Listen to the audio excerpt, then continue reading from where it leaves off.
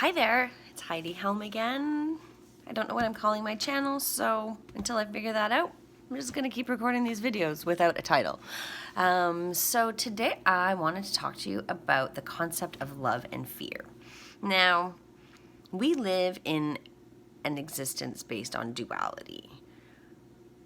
We require the contrast between the opposite ends of a spectrum of experience in order for us to be able to even know that that experience is possible. If it was never dark out, I would never know what light was, because if the light's always there and that's all you know, you're just going to take it for granted and you're going to stop noticing it, and you're not even going to realize that it's like this miraculous thing that the sun is shining that allows me to see all of this stuff. So in a dualistic world, the contrasts are what allows us to see things. It's what allows us to notice things. So we need dark for there to be light. We need up for there to be down. We need good for there to be bad. We need positive for there to be negative. We need hot to know what cold is. And vice versa.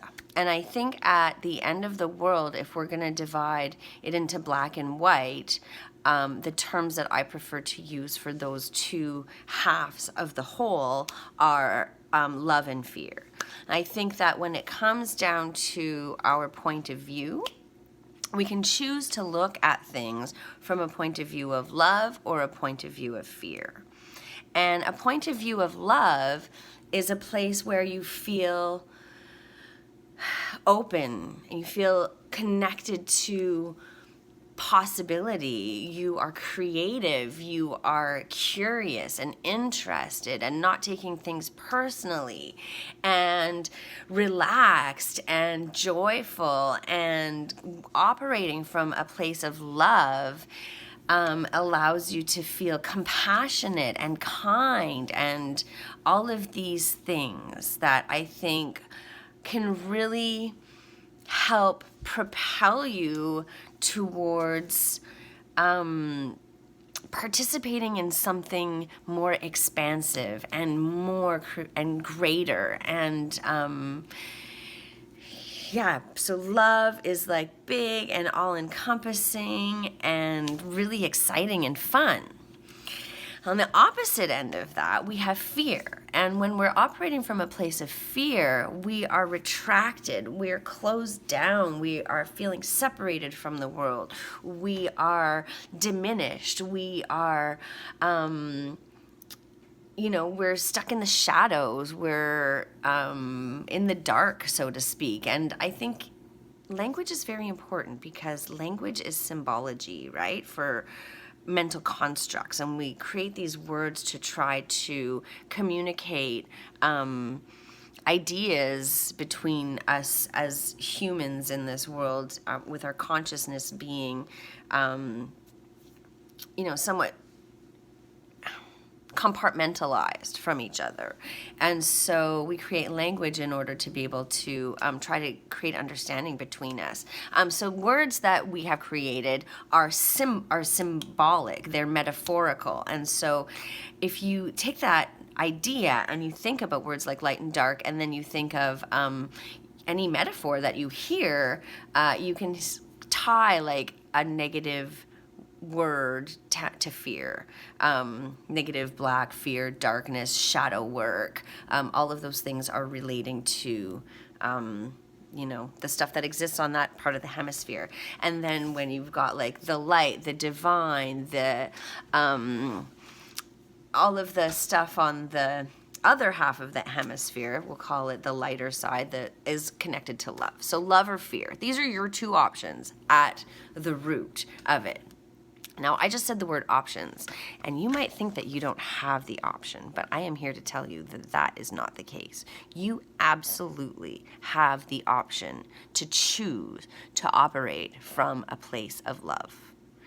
There is something going on this planet right now that is tricking you into believing that operating from a place of fear is what you need to be doing, and that is absolutely false. So my goal here is to remind you that you can choose to consciously be in love, operate from a place of authenticity, from joy, from connection. And when you decide that that's possible, first you have to decide that it's possible. You know what? You don't even have to decide that it's possible. You just try it out for a day. You spend a day choosing to see the good in people, choosing to see the lessons in a situation, choosing to look at the world with open curiosity and see how that works for you. You know, if that feels better than choosing to be fearful, than choosing to look at the pain in the world and think that there's no way out, then that's also your choice. This is the beauty of free will that we have been given in this human existence. We can choose to operate from a place of love. We can choose to operate from a place of fear. So I just wanted to remind you that when you come to a certain age, I suppose, you have a conscious choice on how you want to operate. And I'm inviting you to come and play in the light with me because it is awesome over here. And so, yeah, so just think about those two concepts, love or fear. So I invite you as you go about your day for the next 24 hours, pay attention to your emotions and your ideas and your outlook, and ask yourself, am I looking at this from a place of love, or am I looking at this from a place of fear? And just, pay attention to how that feels. Is it useful to look at things from a place of fear? Or is it more useful to look at things from a place of love? And I'm not saying that there's no use for fear in our lives, because fear is a very, very important and useful emotion and place to be, because it helps us stay safe. And it's an essential part of life. Like I said, the good with the bad, this is two halves of a whole. You can't have one without the other, and they're both equally valuable in our lives.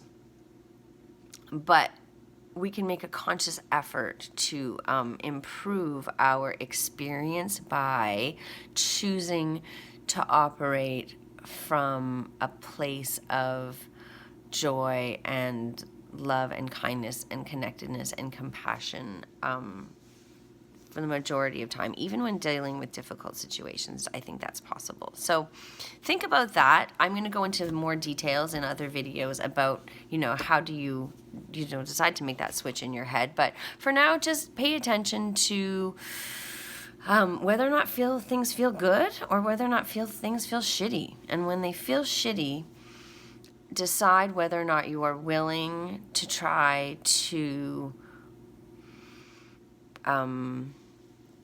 if you are willing to try to find another way to operate. And I'm going to divulge some tips and tricks and tools to help you see what it's like on the other side of that.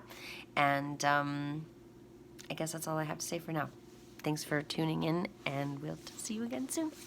Bye.